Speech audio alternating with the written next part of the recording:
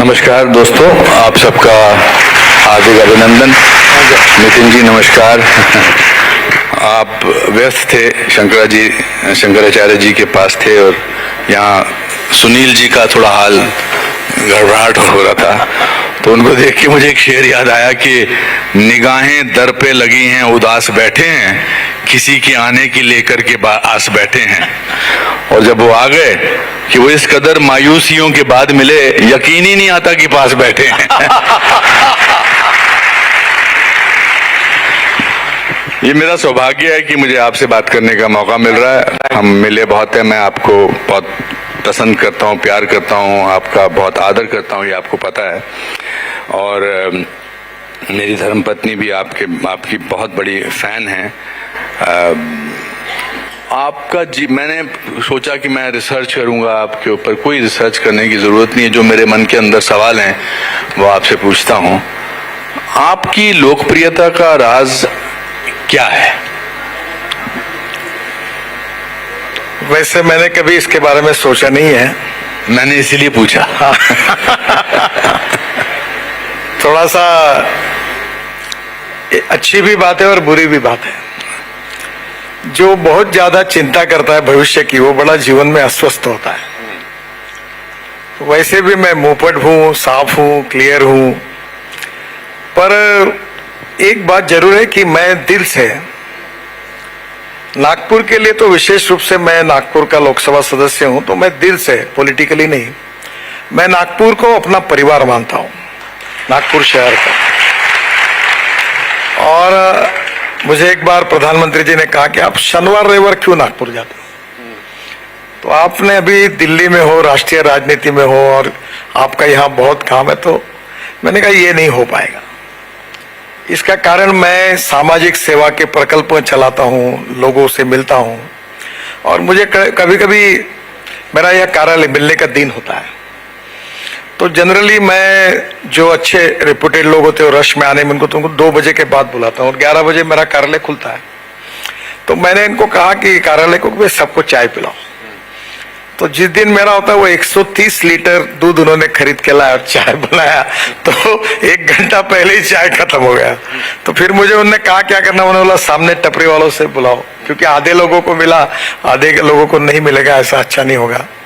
तो लोगों के साथ जो मेरा सहवास है, संबंध है, संपर्क है, और लोगों को भी मेरा स्वभाव मालूम है, झूठ नहीं बोलता, न होने वाला काम मैं देखता हूँ, मैं करता हूँ, कोशिश करेंगे, बात करता नहीं, हाँ बोलता हूँ या ना बोलता हूँ। तो लोगों को भी अच्छा हुआ। और दूसरा, मैंने कभी जात, पंथ, धर्म, भाषा, पार्टी डिस्क्रिमिनेट नहीं की। आने वाले लोग कभी कभी मेरे विरोधी भी आते हैं, जो मेरे चुनाव में मेरे खिलाफ प्रचार करते हैं, तो उनका भी काम करता हूँ। तो एक रूप से ये जो नेचुरल, डाउन टू अर्थ, एक छोटे व्यक्ति जैसा मेरा संबंध सबके साथ है, that is to be one of the biggest strength of my politics and my political career. और उसी के कारण लोगों में काफी ये प्रेम भी है मेरे बारे में। पर अब मेरी कॉन्स्टिट्यूंसी के बाहर, वैसे मैं कोविड में था, तो मैं अपने कॉन्स्टिट्यूंसी में, क्योंकि वोट चाहिए, तो यही काम करता। तो उस समय मैंने थोड़ा बहुत किया, पर मुझे लोगों ने काफी सहायता की। 100 करोड़ की चैरिटी उस समय करने समय मैंने पूरे विदर्भ में ventilators, concentrators, ambulance, remdesivir, fungus के इंजेक्शन, जो जो लगता था वो करते थे। कभी मेरघाट में करते थे, कभी बुल्ढाना जिले में, अकोला, वाशिम। तो मैंने कभी ये नहीं सोचा कि मेरी राजनीतिक स्वार्थ है वहां तक ही काम करें। अब मैं एक एकल विदेश के लिए मैंने आपको आमंत्रित किया है। मेरी बात अभी वो मेरा बहुत अच्छा हमारा प्रोजेक्ट है। 28,000 बच्चे हम पिछले 24 साल से पढ़ाते हैं, और वो जो स्कूल है एकल विद्यालय, वो सिरोंचा, एटापल्ली, अहेरी, पूरी बैकवर्ड एरिया में है, और हमारे 1300 शिक्षक है, और 1 रुपए भी अभी तक हमने ग्रांट नहीं ली सरकार से। और जो सिखाते, वो जो सिलेबस ऐसा है कि नखून साफ करना, अखबार पढ़ना, दांत कैसे अच्छे साफ करना, तेल लगाकर बाल कैसे निकालना, साबुन लगाना, क्योंकि वहां की परिस्थिति अलग है। तो वो आदिवासी मेरघाट में काफी ऑपरेशंस हुए वहां, अलग अलग प्रकार के, डॉक्टर कापरे करके उनको हम लेके गए वहां, उन्होंने इतने 4,000 4,500 ऑपरेशन किए। तो वहाँ ये सब काम करते समय कभी पॉलिटिकल विचार नहीं किया, और लगभग तो मैं पॉलिटिकल करता भी नहीं हूँ। मैं ये कहता हूँ कि जो जरूरतमंद है वही तो अपने आता है, तो उसका काम करते जाओ। हो सकता है तो जितने होगा लोगों की मदद करो। तो यही भाव है जिसके कारण जैसे मैं लोगों को अपना समझता हूँ, वैसे धीरे धीरे लोग भी मुझे अपना समझते हैं। यही उसकी स्ट्रेंथ। बहुत अच्छे। हाँ, मैं आज फ्लाइट में जब था तो मेरे साथ एक नौजवान लड़का बैठा था। उसके पिताजी शायद आपके साथ काम करते हैं या आपसे जुड़े हुए हैं, कोई गुप्ता जी हैं। वो मुझे मिला और कहते हैं आप कहाँ जा रहे हैं? मैंने कहा ऐसे ऐसे फंक्शन पे। कमाल के आदमी हैं। तो when a young person speaks about you like this, तो ये आप मेरी एक ये जो सवाल हैं शायद लोगों के मन में भी होंगे, इसीलिए वही सवाल निकलेंगे मेरे मन में कि देखिए अब आपको पता है कि आप कैसे बन गए हैं। You see, you've done a lot of work. When you were a student, when you were a young person, who was your idol? कि यार मैं ऐसा इंसान बनना चाहता हूँ। कोई ना कोई तो, जैसे मेरे दादाजी मेरे आइडल थे। आपको क्या बताऊं, नाटक पीछे से और सिनेमा सामने से देखने वाले क्लास से हम आए। 1 रुपए 5 पैसे में थर्ड क्लास का टिकट मिलता था जी, और 85 पैसे में पहले मिलता था, पर टिकट बढ़ गया तो 1 रुपए 5 पैसे हुआ। वाह। तो राजविलास टॉकीज, श्याम टॉकीज में है। मुझे याद है यहाँ से जो पब्लिक बैठी इतना डिस्टेंस, जी, वो शशि कपूर का पिक्चर था, जानवर और इंसान शायद ऐसा। हाँ जी, जी। तो पहले दिन टिकट निकालने के लिए गए थे, तो हमको तो 25 फुट तो हमारा पैर ही जमीन पे लगा नहीं, शर्ट फाट गया और अंदर गए थर्ड क्लास का टिकट। तो पूरी फुटपाथ की जिंदगी, और मैं स्टूडेंट लीडर था, तो डीजल नहीं, गाड़ी नहीं, कुछ नहीं, व्यवस्था नहीं, क्या करना। तो एक हरी रेड्डी करके हमारा दोस्त था एग्रीकल्चर, तो हमें लगता था सबसे बड़ा आदमी कौन, जिसके पास पुरानी एम्बेसडर है और दूसरे पास स्कूटर है। तो हरी रेड्डी ने मुझे कहा कि मैं चुनाव लड़ रहा था यूनिवर्सिटी छात्र संघ में, बोले नितिन मैं तुमको मेरी स्कूटर दूंगा। तो स्कूटर मिल गई। अब इतने लोगों में जाना कैसा, ये जो अजय बैठे, संचित, इनके एक पिताजी शक्ति कुमार जी और एक मुरली साहब अभी है, इसके पिताजी नहीं है। ये 2-3-4 लोग हमको 2,000-5,000 देते थे। इनका चाचा चेनू संचेती वो भी मेरे साथ था। तो मैंने कहा एक काम करो यार, गाड़ी तो नहीं है, 4 लोग स्कूटर पे बैठेंगे, जो चौथा आदमी स्टेपनी पे बैठेगा और नंबर प्लेट पे हाथ रखे, और पूरा हम लोग पूरा टूर करके जाते थे। और वो स्कूटर बिगड़ती थी, तो वहाँ एक गांधी करके विजय सुपर स्कूटर के डीलर थे, तो हमको धनतुल्य हमारा कार लेते, वो देखते थे धक्का मार रहे ले। एक दिन हमारे पास आए, हाथ जोड़कर बोले देखो ये स्कूटर मेरा ब्रांड है, आप मेरे दुकान के सामने धक्का मार मार के चलाते हो, तो आप ऐसा करो कि मैं फ्री ऑफ चार्ज सुधार दूंगा स्कूटर को, पर ये बात करो। तो ये कहानी उस दिनों की थी। फुटपाथ पे चाय पीते थे और वो एक अलग जिंदगी थी। एक बाबू अग्रवाल करके वैरायटी चौक में लॉटरी का दुकान था और बड़े लोकप्रिय थे, वैसे हमारे सोशलिस्ट विचारों के थे। तो उसके दुकान में जाते थे, तो वहां बाजू में चाय का ठेला रहता था, तो 4 आने का हाफ चाय पीता था। तो हम दिन भर हाफ चाय पीते पीते 10-12 बार चाय पीते थे और दिन भर काम चलता था।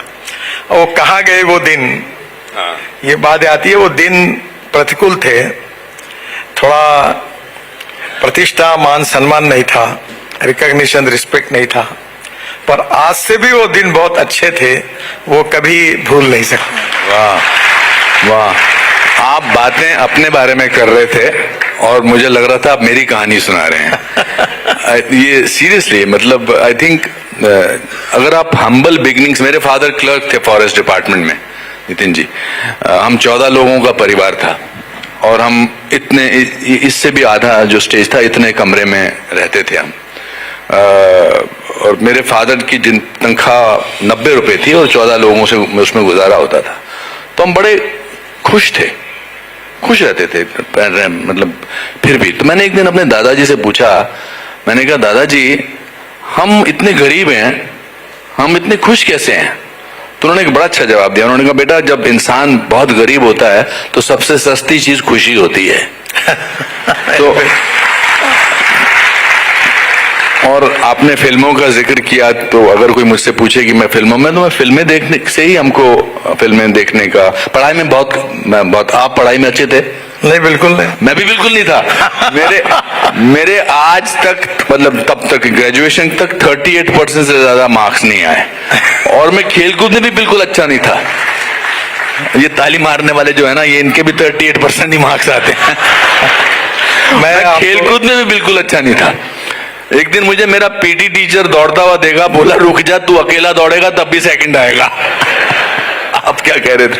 नहीं, मैं एक्चुअली 75 में जी इमरजेंसी लग गई, तो उस समय मैं 11th में था।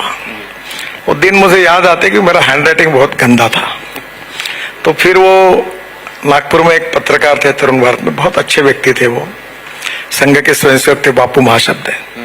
उनके यहाँ साइकिल स्टाइल मशीन्स थी, पर उनके घर पर वॉच था।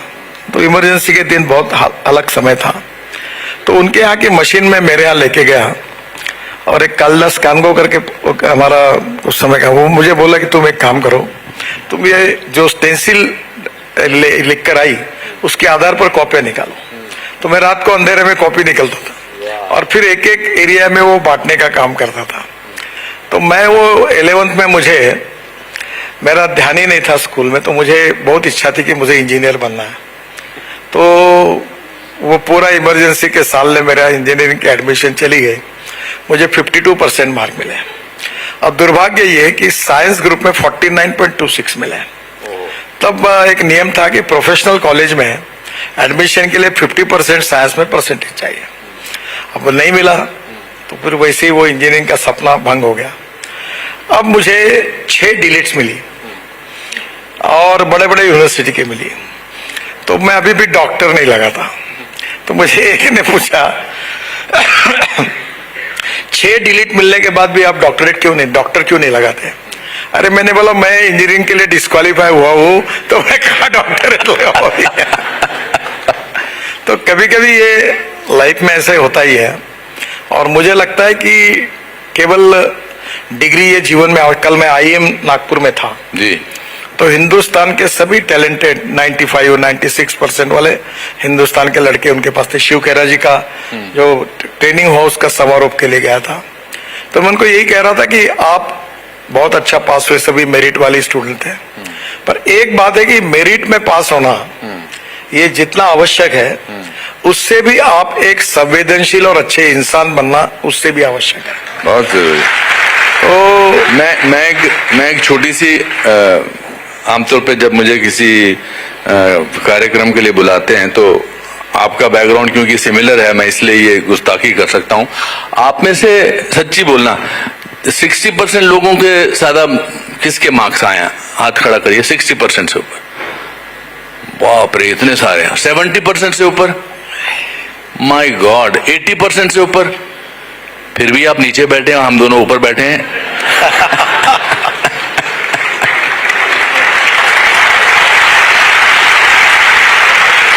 मैं आपको और इसके ऊपर एक मजाक बताता हूँ। जी जी बताइए। मैं एक बार एक व्यक्ति से इंटरव्यू दे रहा था, तो मैंने कहा जो मेरिट में पास होता है वो IAS ऑफिसर होता है, जो फर्स्ट क्लास में पास होता है वो चीफ इंजीनियर होता है, और जो 3 बार फेल होता है वो मिनिस्टर बनता है।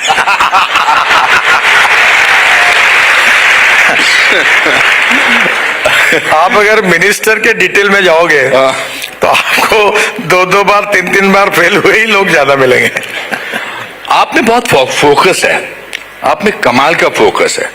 जैसे अर्जुन को सिर्फ चिड़िया की आंख नजर आती थी, आपको सिर्फ हिंदुस्तान की सड़कें नजर आती हैं और हाईवेज नजर आते हैं।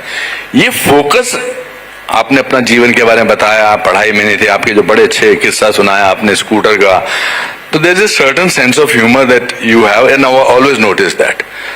But when did you discover कि फोकस लाइफ में बहुत इंपॉर्टेंट है? अब तो मतलब दुनिया जानती है आपके फोकस, बिकॉज आप फोकस के साथ साथ उसका परिणाम भी देते हैं, मगर आपको कब लगा कि मेरे को अभी जिंदगी को अपने डगर पे लाना जरूरी है? आप शिमला के हैं जी, और आपका मैंने ये जो इंटरव्यू सुना है जी, जिस संघर्ष से आप बड़े हुए हैं जी, तो आपके प्रदेश की ही कहानी बताता हूँ। जी। मैं मनाली गया था, काफी बार जाता हूँ। तो चंडीगढ़ से हेलीकॉप्टर से मनाली जाता था। तो मैं वो चंडीगढ़ से उड़ने के बाद बहुत जल्दी मनाली पहुंच जाता था। और जब कार से जाते तो लोग 8 घंटे 9 घंटे बताते थे, वो पहाड़ चढ़ते थे। तो मैं एक बार मनाली उतरा तो धूमल साहब चीफ मिनिस्टर थे।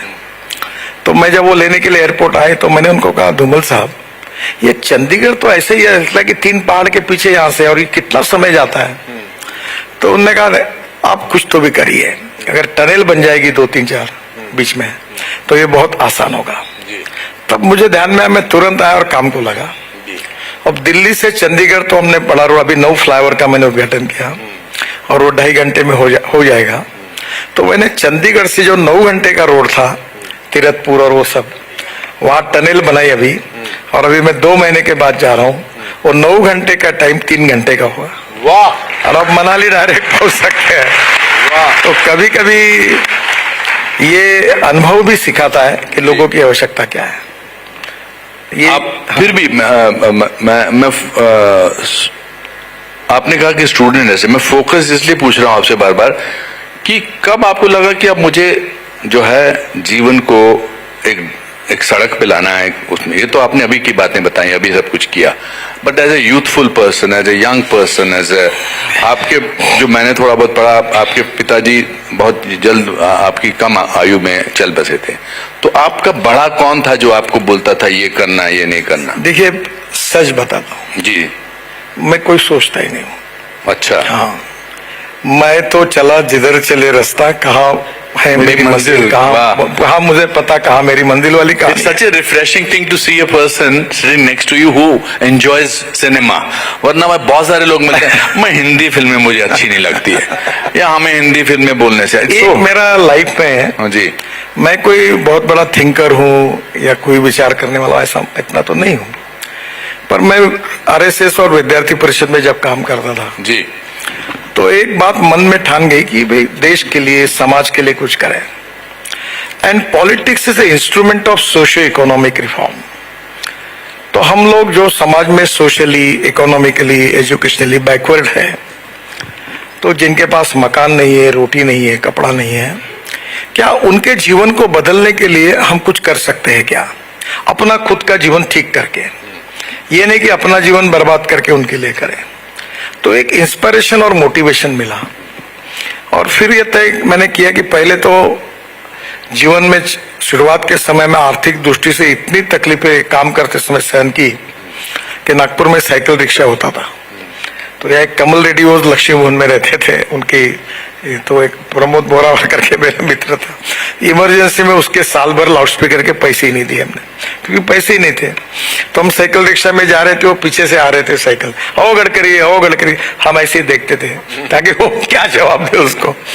तो हम वो पूरी प्रतिकूल परिस्थिति में आए, तब हमको पता चला कि पैसा जीवन का साधन है, साध्य जरूर नहीं है पर साधन है।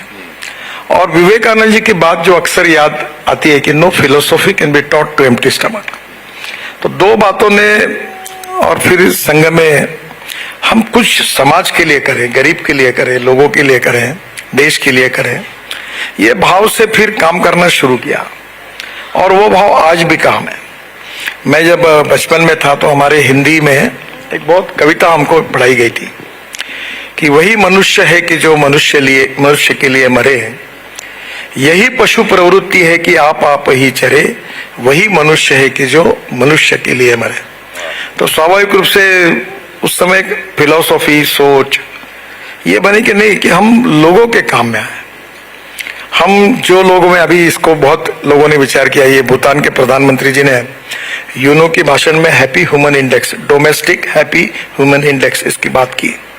तो हर आदमी का जीवन का सुखांक अलग अलग है और उसके क्राइटेरियाज भी अलग अलग है, पर हम अपने डे टू डे लाइफ में उसके जीवन को वो व्यक्ति और हम मिलकर बदलने की क्या कोशिश करते हैं, यही जीवन की बड़ी फिलॉसफी है। तो मैं अब किसानों में ज्यादा काम करता हूँ, और मुझे बहुत दुख हुआ कि विदर्भ में 10,000 किसानों ने आत्महत्या की। और फिर मैंने आत्महत्या क्यों की इसका बहुत अध्ययन किया और उसके अध्ययन के कारण तैयार किए। और उसमें थोड़ी गलतियां भी हुई, क्योंकि भावनात्मक रूप से विचार करते समय व्यावहारिक विचार भी करना चाहिए। तो विदर्भ में 22 शुगर फैक्ट्री ने दिवाला पीट चुका था, फिर भी मैंने शुगर फैक्ट्री शुरू की और 3 शुगर फैक्ट्री शुरू की जो साल की 30 करोड़ रुपए घाटा करती थी। अभी बाय प्रोडक्ट से अभी ठीक है, उससे कमाकर इसका कर्जा चुकाना यही चलता था। तो मुझे लगा कि एक दिन ऐसा आएगा कि विदर्भ में किसान आत्महत्या नहीं करेंगे। अब मैं कोशिश कर रहा हूं और मुझे लगता है कठिन काम है खूब, मैं अकेला नहीं कर रहा हूं, पर मेरे साथ काम करने वाले असंख्य लोग विदर्भ में काम कर रहे हैं। तो छोटी छोटी बातों को लेकर टेक्नोलॉजी और इनोवेशन के साथ इसको कैसे अच्छा करें, एक अच्छा उदाहरण बताता हूं मैं आपको। मैं भी राजस्थान में था और हमने बहुत सुंदर रोड बनाया, अमृतसर बठिंडा से जामनगर। इतना सुंदर रोड है, 8 लेन का है, एक्सिस कंट्रोल है, ग्रीन है। तो रोड से जाते हुए वहां पूरा एक कॉन्स्टिट्यूंसी चुरू में 350 किलोमीटर एक ही कॉन्स्टिट्यूंसी है, पूरा डेजर्ट है। तो वहां का एमपी को मैंने बोला यहाँ पेड़ भी नहीं लगते, खेती भी नहीं दिखती, तो ये कैसा हमारा चलता होगा। तो उसने कहा एक अमेरिकन कंपनी है, उसने 1000 करोड़ इन्वेस्ट किए हैं और हमें जो सॉल्ट लैंड है तो उसके ऊपर हम लोग लेक बना रहे हैं। और वो कंपनी ने इन्वेस्टमेंट की और वो पानी खारा पानी है, उससे खारे पानी के प्रॉन्स झींगे हम तैयार करेंगे।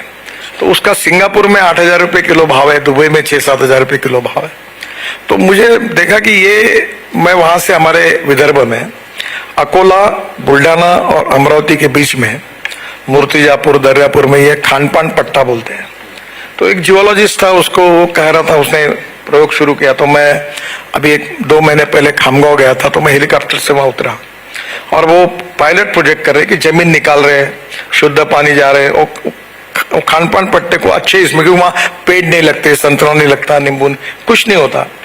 तो फिर मैंने उनको कहा कि आप अगर 1-1, 2-2 एकड़ के तालाब बनाएंगे और प्रॉन्स का प्रोडक्शन करेंगे तो खारे पानी के कारण आपको 1 एकड़ में 40 लाख 30 लाख रुपए फायदा मिल सकता है।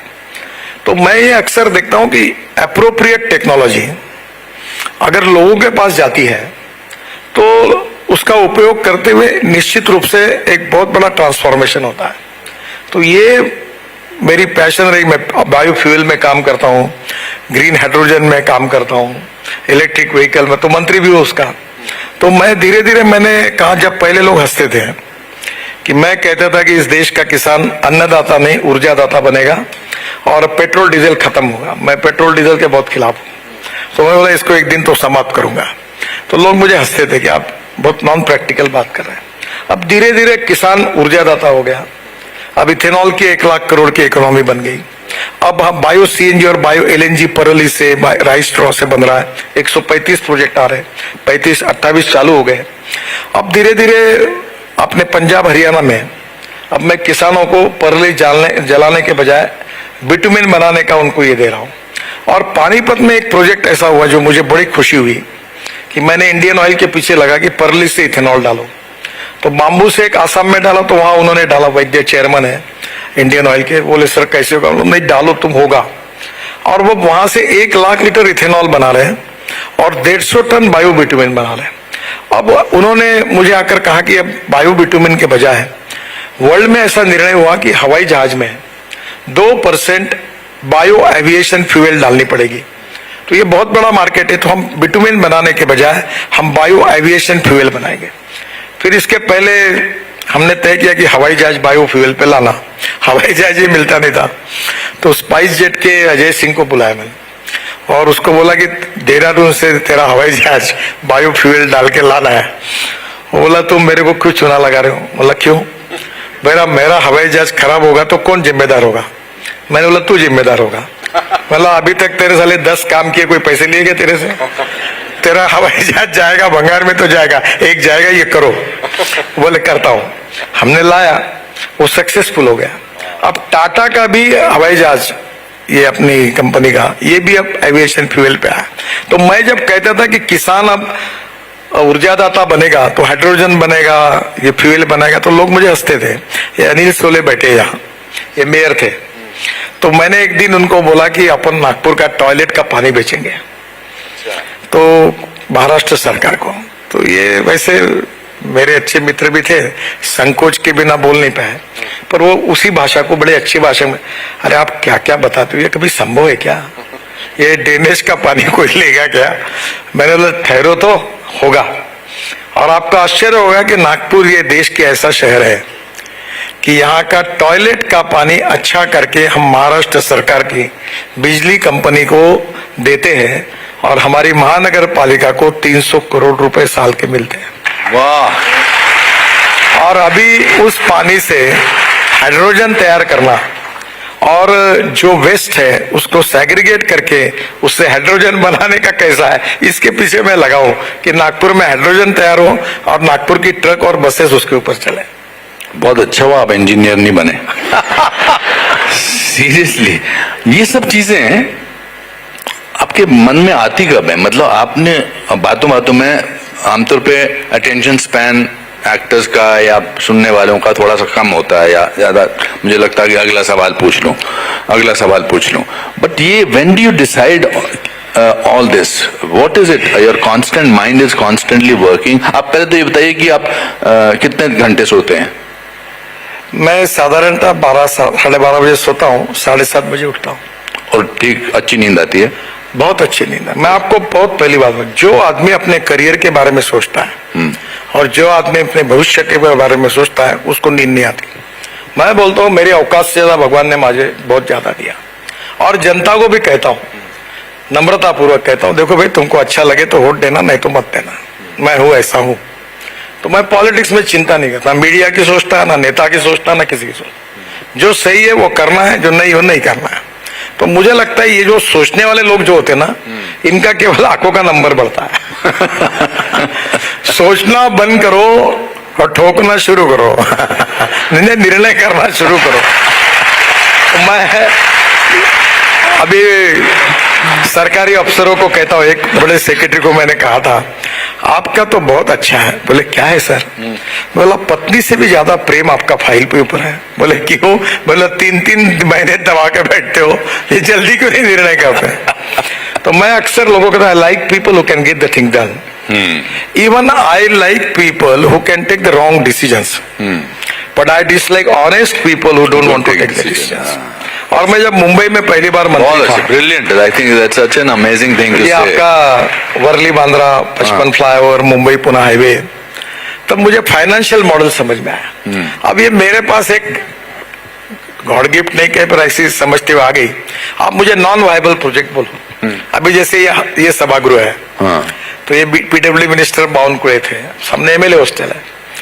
तो मैंने उनको कहा कि ये पूरा कन्वेंशन सेंटर में और वहां 7 स्टार होटल बना सकते हैं हम लोग बिन पैसे से। तो बोले कैसे? तो मैंने बोला यहाँ अंडरग्राउंड पार्किंग करके यहाँ बड़ी बिल्डिंग बनाएंगे, नीचे से रोड के नीचे से रोड बनाएंगे, और वहां 600 रूम का एमएलए हॉस्टल का 5 स्टार होटल बनाएंगे, और उसके साथ 1,500 हजार स्क्वायर फुट के कम से कम 100 ऐसे फ्लैट्स बनाएंगे जहां होटल रेस्टोरेंट की सब फैसिलिटी होगी, और वो जो साल भर उसको किराए से देंगे, और 1 महीना वो फुकट क्लास वाले जो हम लोग हैं उनके लिए रहेगा। और ये जो ऑडिटोरियम है इसकी कैपेसिटी 2,000-2,500 करेंगे, और यहाँ नीचे में पार्किंग और यहाँ कन्वेंशन उसका इनकम मिलेगा। इससे पब्लिक प्राइवेट इन्वेस्टमेंट हो जाएगा। अभी हमने एक नागपुर में इससे बड़ा एक 2,500 कैपेसिटी का हॉल बनाया। तो मैंने कमिश्नर को कहा कि ये हॉल 10,000 रुपये में देना है। वो बोले संभव नहीं है। बोला क्यों संभव नहीं है? बोले इसका एक समय का इलेक्ट्रिसिटी का और एसी का एयर कंडीशनिंग का खर्चा 80,000 रुपये है। मैंने बोला मुझे नहीं मालूम, वो तो गरीब लोगों के कार्यक्रम होंगे तो हॉल बना के फायदा है। तो मैंने बोला मैं आपको मार्ग बताता हूँ। हमने तुरंत ऊपर में सोलर लगाया पूरा। अब 80 कार्यक्रम ऐसे होते हैं जो सोलर पर चलते हैं, तो उसका बिजली का बिल 0 है, तो हम सस्ते में दे सकते हैं। तो हर चीज में अगर आप में इच्छा शक्ति स्ट्रांग है, पॉजिटिविटी है, और आपको लगता है कि इसका सॉल्यूशन निकल सकता है, तो ये जो कमिटमेंट और पॉजिटिविटी और fast track decision making process, लोगों से समझना, अंडरस्टैंडिंग, टीम वर्क, और ये होगा तो आप कोई भी समस्याओं को सुलझा सकते हैं। और वो समस्या सुलझाना कोई कठिन। अभी मैं बॉम्बे स्टॉक एक्सचेंज में गया था, तो हमने एक इनविट बॉन्ड निकाला, वो मेरी आइडिया थी। और मैंने कहा कि अब बड़े लोगों को नहीं, अब छोटे लोगों के पैसे से रोड बनाना है। तो मेरे अधिकारी तो 3 महीने समझ ही नहीं पा रहे कैसे होगा, कौन देगा। मैंने बोला मैं मंत्री हूं, मैं बोल रहा हूं ऐसे ही करना है। अब किया बॉन्ड, इनविट बॉन्ड लॉन्च किया। तो वो जो बॉम्बे स्टॉक एक्सचेंज में जाता हूं तो पहले वो एक्सचेंज वाले मेरा फोटो निकालते हो, जो बुल है उसके सिंग पकड़ के आप पकड़ो, बोला फोटो निकालो। तो वो उस समय हमने जो बॉन्ड सब्सक्राइब किया तो 10 दिन के बाद वो क्लोज करना था। तो मेरा कार्यक्रम तय हुआ, उसका प्लानिंग हुआ और हमने इनविट बॉन्ड को लॉन्च किया। मैं गोवा था, तो पहले दिन 7 घंटे में हमारा 7 टाइम्स ओवर सब्सक्राइब हुआ। जैसे बरसात पड़ती वैसे पैसे आ रहे थे। तो मेरे मेंबर फाइनेंस सब जल्दी मुंबई आओ। बोला क्यों? बोले आप नहीं आओगे तो इतने पैसे आएंगे, इतने लौटाऊंगा कैसे? ये 10 दिन के छोड़ो, 7 घंटे में ओवर सब्सक्राइब हो गया, आप जल्दी आओ। मैं अपना काम छोड़ के गोवा से गया, दूसरे दिन वो बेल बजाई, इश्यू क्लोज किया। तो मैं कहता हूं पैसे की कमी नहीं है, पैसा देने वाले हैं। Economic proven technology, economic viability, availability of raw material and marketability of the finish product. अब हमारे रोड इकोनॉमिकली वायबल है, IRR अच्छा है और टोल इनकम अच्छा है, तो लोगों को विश्वास है। हम 8.05% मैंने कहा ईयरली इंटरेस्ट देंगे। फिर मैंने कहा कि जो रिटायर्ड है, पेंशनर्स है, उनको महीने में पैसा चाहिए तो ब्याज हर महीने में उनके अकाउंट में देंगे 8.05% से। AAA रेटिंग NHAI का है। अब ये लोग बैंक में जाएंगे तो 5, 5.5 के ज्यादा ब्याज नहीं मिलेगा। तो मैंने कहा कि अब इन लोगों को फायदा मिलना चाहिए। तो नेचुरली लोगों का इतना रिस्पॉन्स मिला है, ना पैसे की कमी है। तो अगर कमी है तो ईमानदारी से भ्रष्टाचार न करते हुए काम करने वाले लोगों की कमी है। That's so true, that's so true. मुझे ऐसा लगता है कि जो इंसान या जो शख्स इतना परफेक्शनिस्ट हो, इतना काम निकलवाने वाला हो, if you are surrounded by people who are not so efficient, suppose, मतलब I'm sure you make sure that they are efficient, आप impatient होते हैं या angry होते हैं या कुछ भी नहीं होते हैं? एंग्री तो नहीं होता। आपको कभी गुस्सा नहीं आता? बहुत गुस्सा आता, और मैं गुस्सा आने के बाद क्या क्या कहता हूँ ये आपको नहीं बता सकूंगा। हिंदुस्तान के नामांकित लोगों ने मेरी जितनी गालियां खाई होंगी वो किसी ने नहीं खाई। वाह, उनके लिए तो आशीर्वाद होगा, उनकी जिंदगी बन गई होगी। एक बात जरूर है सर, कि मैं एक फिलॉसफी पे विश्वास रखता हूँ जी। एक conversion of knowledge into wealth, innovation, entrepreneurship, science, technology, research, skilled and successful practices, we name it as knowledge, and conversion of knowledge into wealth is the future. दूसरी मेरी बहुत इंपॉर्टेंट फिलॉसफी है, no material is waste and no person is waste. It is depending upon the appropriate technology and the vision of the leadership that you can convert waste into wealth. तो मेरे साथ ऐसे बहुत से लोग हैं सरकार में, मैं बोलता हूँ अरे तुम तो वर्मी कल्चर करने के भी लायक नहीं हो।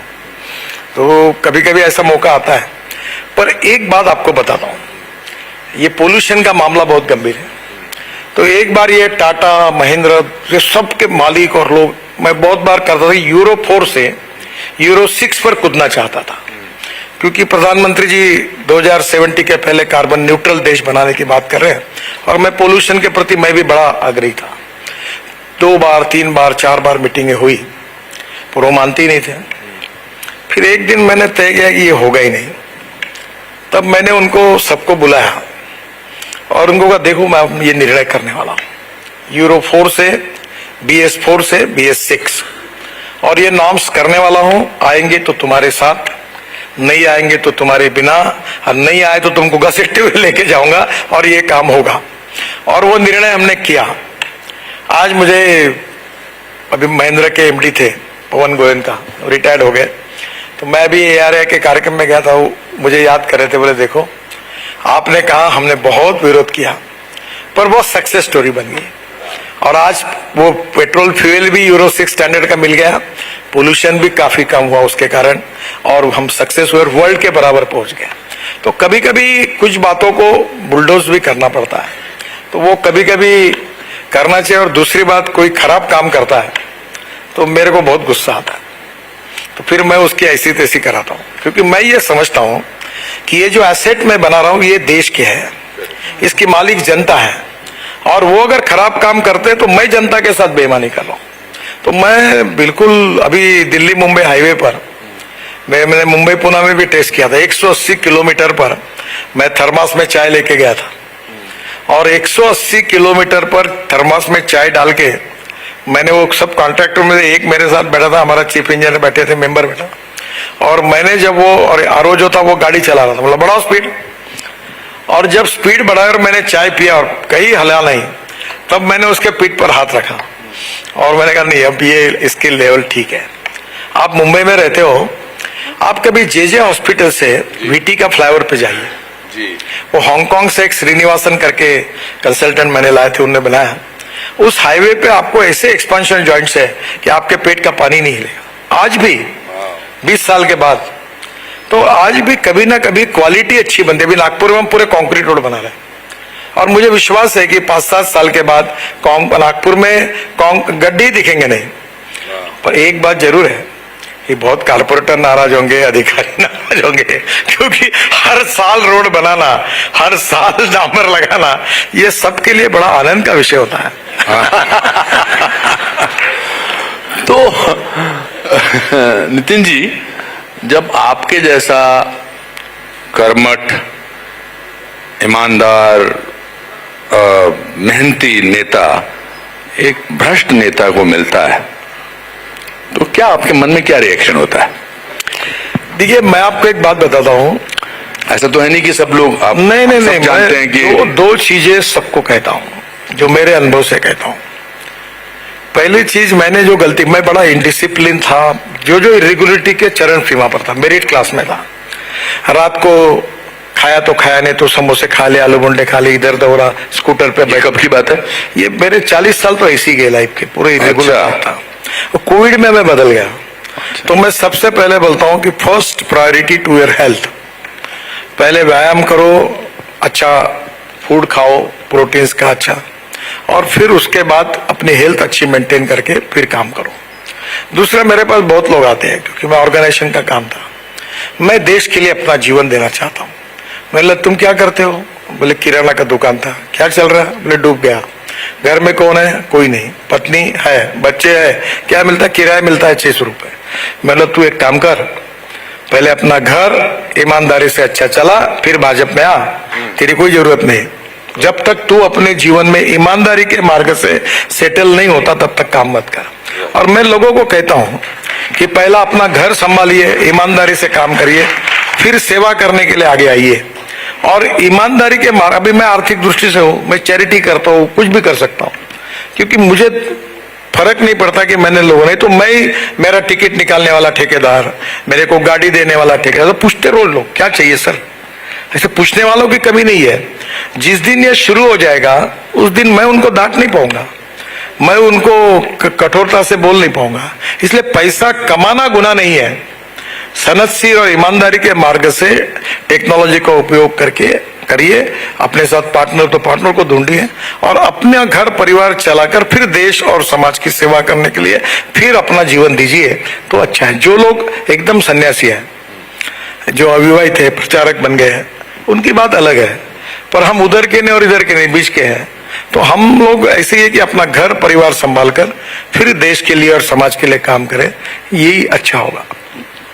हाँ, मेरे सवाल का जवाब फिर भी रह गया। हाँ। मैंने कहा था कि अगर आप किसी भ्रष्ट नेता को मिलते हैं, जो नेता है, और आप उसको चेंज करना चाहते हैं, देखिए आपने कर्मचारियों को तो चेंज कर दिया बिकॉज आपके अंडर काम करते हैं, अंडर सेक्रेटरी हैं या सेक्रेटरी हैं डिपार्टमेंट के, but if you want to change a corrupt person, corrupt politician, will you make an effort, and if you make an effort, how will you do that? देखिए, मैं दो चीजें जोड़ता हूं, जो अंडरवर्ल्ड और क्रिमिनल और करप्ट, ये प्रवृत्ति है, परिस्थिति व्यक्ति को मजबूर करती है। मैं दो इंसिडेंट बताता हूं। मैं पार्टी का ऑल इंडिया का प्रेसिडेंट था और नागपुर म्यूनिसिपल कॉर्पोरेशन का टिकट था। तब एक बहुत ही नामांकित गुंडा नागपुर का, वो एक समय जब हम विरोधी पार्टी में थे, मेरे कहने पर पार्टी में आया था। वो नंबर 1 का गुंडा था, मेरिट स्कॉलर था उस क्षेत्र का। तो बाद में मैंने उसको समझाया, और मैंने कम से कम 50-60 ऐसे गुंडों का जीवन बदला है, जो बहुत ही लोभर, उचक्के, मैंने मर्डर वगैरह की लिस्ट में भी थे। मेरे दादाजी कहते थे, गुंडा ही दूसरे गुंडे की परिस्थिति बदल सकता है। मैं गुंडा नहीं हूँ, पर वो इसलिए मैंने नहीं कहा, मैंने दादाजी का नाम लिया। तो मैंने सबको धंधे लगा दिए, किसी को टैक्सी दिलाई, ये धंधे मैं अभी भी करता हूँ कि अच्छे मार्ग पे चलो। तो जब उसको टिकट देना था तो उसके भाई को, तो देवेंद्र जी अध्यक्ष थे, वो मेरे जैसे इतना डेयर डेविल नहीं थे। मीडिया लगाती थी, रोज मराठी चैनल में चलता था क्या होगा, इसको टिकट मिलेगा कि नहीं मिलेगा। तब वो IBN लोकमत पर निखिल वागले था, वो स्पेशल कार्यक्रम करता था।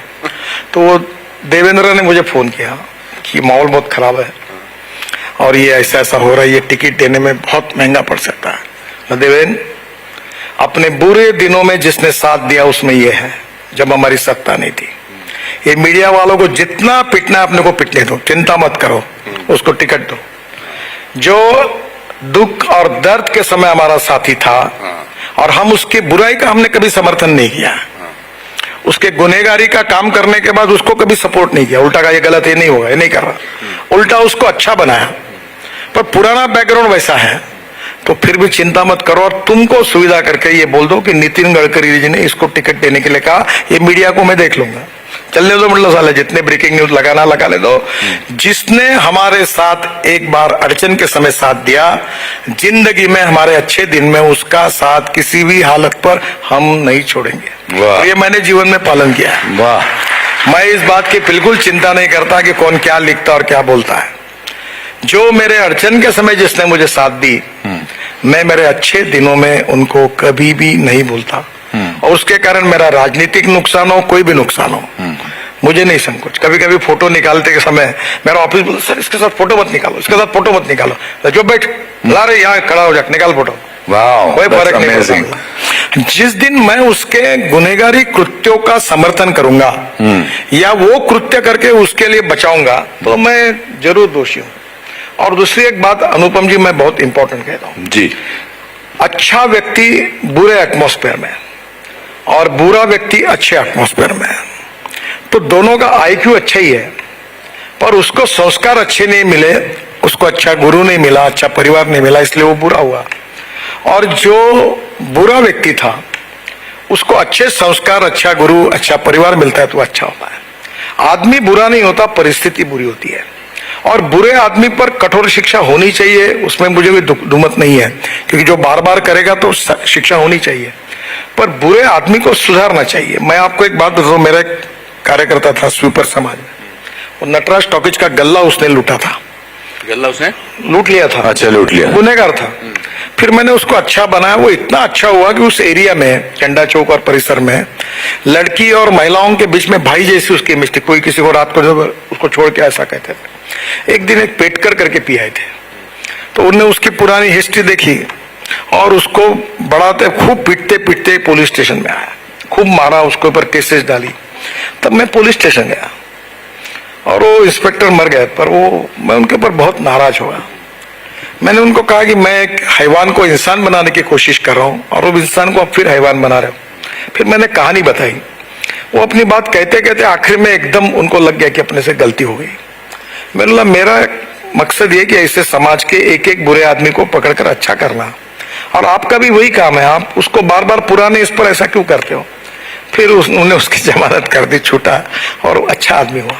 तो बुरे आदमी को बुरा करके ठप्पा मार के उसको और जेल में डालना, ये ठीक है कानून का। अभी फिल्म इंडस्ट्री की बात बता रहा हूं, संजय दत्त मेरा बहुत नजदीकी उसके पर से संबंध है, और 3-4 महीने में स्पेशल फ्लाइट से वो नागपुर आता है, और आता है तो मुझे घर में आता है, बैठता है, बोलता है, तो मैं भी उसके साथ काफी पारिवारिक संबंध है। मैंने उसकी पूरी जिंदगी मुझे पता है, और मैंने हर समय कहा कि उसके लाइफ में कितना बदलाव हुआ है। सब बातों की चर्चा नहीं हो सकती, पर वो उसका क्लोज फैमिली परिवार से होने के कारण काफी बातों में सुधर गए, और जो जिस बात की वो सजा भुगत रहा था, वो दुर्भाग्यवश उसके साथ उसका नहीं के बराबर संबंध था। कभी कभी परिस्थितियां ऐसी होती है कि किसी एकाधे व्यक्ति को ऐसे ट्रैप में फंस जाता है कि उसके ऊपर पूरा ठप्पा लगाकर उसको समाज एक कोने में ढकल देता है। कभी कभी सही भी होता है, कभी कभी गलत भी होता है, कभी कभी डायरेक्टली और इनडायरेक्टली किसी पे अन्याय हो जाता है, और उस व्यक्ति को फिर से सही मार्ग पर लाना, ये सामाजिक परिवर्तन की प्रमुख आवश्यकता है। और इसलिए मैं ये मानता हूं कि हम जिस व्यक्ति को स्वीकार करते हैं उसके गुणों दोषों के साथ स्वीकार करते हैं, और व्यक्तिगत बातचीत करके उसके दोषों को कम करना, और जो गुण अच्छे उसको पब्लिक में उसके बारे में कहना कि इससे ये अच्छे गुण हैं। तो इस पद्धति से व्यक्ति निर्माण का और व्यक्ति को बदलने का काम हम कर सकते हैं, और इसमें बहुत बड़ा काम हो सकता है। ये मैंने संघ में देखा, विद्यार्थी परिषद में देखा। आपने नानाजी देशमुख का नाम सुना होगा। वो विदर्भ के एक गांव से आए और संघ कार्यालय में आए, वो सफाई का काम करने के लिए आए, नौकरी लग गई उनको, और वहां से वो प्रचारक निकले और आगे देश में कितने बड़े नेता हो गए। उनमें क्षमता थी, गुणवत्ता थी, कर्तृत्व था, पर परिस्थिति अनुकूल नहीं थी। और जब उनको परिस्थिति अनुकूल हुई, अच्छा मार्गदर्शन मिला, अच्छा संस्कार मिला, अच्छे लोग मिले, तो कहां से कहां चले गए। इसलिए ओरिजिनल व्यक्ति बुरा नहीं होता, परिस्थिति उसके ऊपर छाती है, छाया उसके ऊपर प्रभाव डालती है। और इसलिए जिनके ऊपर गलती से कहीं न कहीं प्रभाव गलत हुआ होगा, उनको बचाना चाहिए। मैं अभी कल परसों मैं सासवड़ में था, पूना के पास, तो महाराष्ट्र में जिनके ऊपर एक पिक्चर निकला, अपने एक महिला, अपने वर्धा के, क्या नाम उनका, सिंधुताई सबका। तो मैं वो कार्यक्रम करके सिंधु उनके आश्रम में गया, उसमें 90 लड़कियां थी, ऐसी समाज की बहुत ही किसी ने छोड़ दी अवैध रूप से वैसी लड़कियां। अब उसमें से फिर वो लड़कियों के साथ मैं 1 घंटा बैठा था। कोई नर्स बन रही थी, कोई इंजीनियर बनी, कोई ऑफिसर बना, और सिंधुताई सपकाल ने अपने जीवन में उन सब लोगों के जीवन को बदल दिया, उनको अच्छी शिक्षा दी, अच्छे संस्कार दिए, और एक समय जो गुनहगार प्रवृत्ति की तरफ जा रहे थे वो अच्छे बन गए। तो मुझे लगता है कि हमारे समाज में अच्छे और बुरे लोगों को हमको स्वीकारना चाहिए, और जो अच्छे हैं उनको और अच्छा बनाना चाहिए, और जो बुरे हैं उनको अच्छा बनाने के लिए हमने कोशिश करनी चाहिए। व्यक्ति बदल सकता है, और ऐसे व्यक्ति जब बदलेंगे तब समाज बदलेगा, तब देश बदलेगा। ये करना चाहिए, ऐसा लगता है। आपने शुरू में बताया कि शशि कपूर की फिल्म पर भी संजू का नाम लिया आपने। आपका फेवरेट एक्टर, हीरो कौन होता था जब आप फिल्म में देखते हो? मैं तो वो दारा सिंह के बाद फाइटिंग के पिक्चर बहुत पसंद करता था। 3rd क्लास में बैठकर तो दारा सिंह और मुमताज के पिक्चर आते थे उस समय। तो हीरोइन आपकी फेवरेट मुमताज थी? नहीं तो पर मैं अमिताभ बच्चन जी के साथ मेरी बात हुई। अच्छा। तो उन्होंने एक बार मुझे बड़ा मुंबई पुणे हाईवे पर धन्यवाद दिए, तो मैंने कहा मैं आपको बहुत पसंद करता हूँ, मैं अमिताभ बच्चन मेरा फेवरेट हीरो है।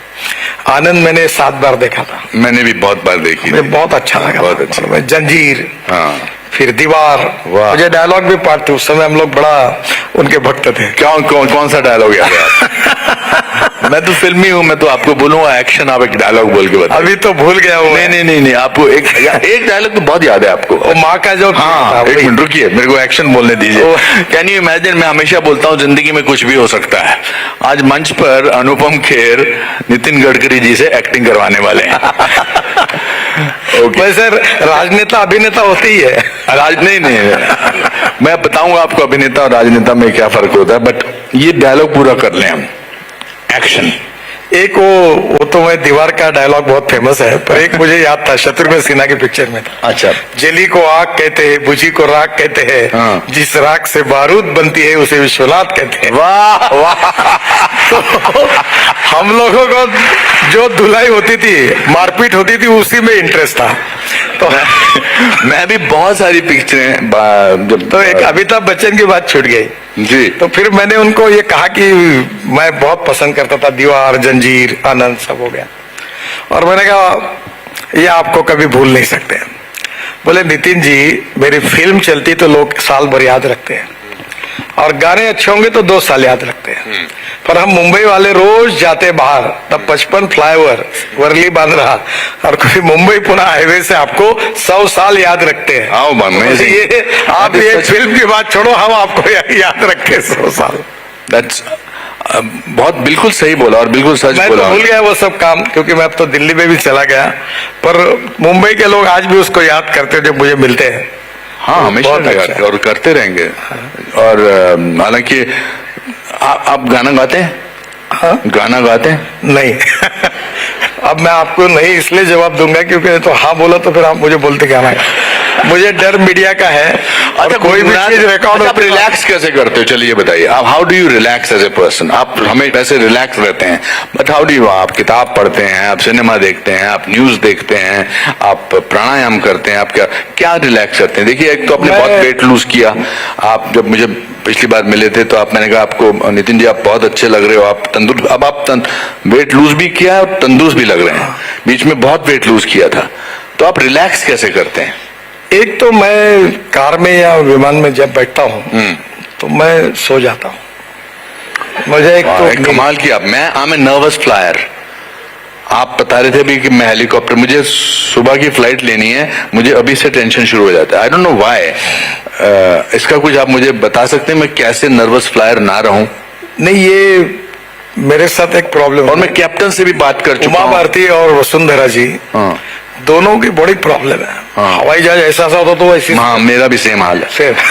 तो मुझे लिफ्ट बंद होने के बाद बड़ा डर लगता था। मैं बोलता घर में लिफ्ट को वो लोहे की जाली वाली टिकना चाहिए। तो बंद होती तो बड़ा अस्वस्थ होता था। अब वो निकल गया। अच्छा, थोड़ा सा आप मन को समझा कर एक बार हिम्मत लगाइए तो धीरे धीरे इससे निकल जाता है। मैंने बहुत कोशिश की। आज भी जो फ्लाइट से मैं आ रहा था, कल भी शाम को मैंने अपने दोस्त को कहा, मैंने कहा कैंसिल कर दें, बारिश पड़ रही है बहुत ज्यादा, but then I wanted to speak to you. मेरा ये डर नहीं निकलता है, ये डर मुझे पता नहीं क्यों हमेशा। आपको एक बात बताता हूँ जी। ये इतनी धुंधी थी हमें, तो मैं पहले एक हेलीकॉप्टर सस्ते में मिला। तो हेलीकॉप्टर ऐसा डीजल के इंजन जैसा था, ऐसा ऐसा होता था, नीचे आता था। तो एक बार मैंने कहा खिड़की से आम भी तोड़ सकता हूँ। अच्छा। तो मैंने वो आकर एक बार सुषमा जी को बोला कि ये आपको छोड़ेगा। उसने देखा, बोले मैं नहीं जाती। बोले क्या कर रहे हो नितिन, कोई चिंता है कि नहीं तुमको? तो अब मेरा एक्सीडेंट हुआ। अब तब से मैं सुधर गया हूँ।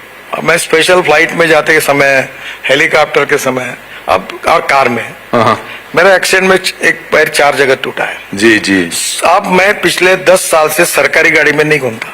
अच्छा। मेरे साथ बुलेट प्रूफ गाड़ी सरकार की पीछे पीछे घूमते रहती है। मैं नहीं बैठता सरकारी गाड़ी में, बैठता नहीं, क्योंकि मैं अभी इतनी मुझे डर आ गया एक एक्सीडेंट के बाद कि मैं ये सोचता हूँ कि, और बच्चों को भी बोलता हूँ, तुम कहीं भी सो जाओ, कोई भी लॉज में खाओ, फुटपाथ पे खाओ, गाड़ी में कॉम्प्रोमाइज मत करो।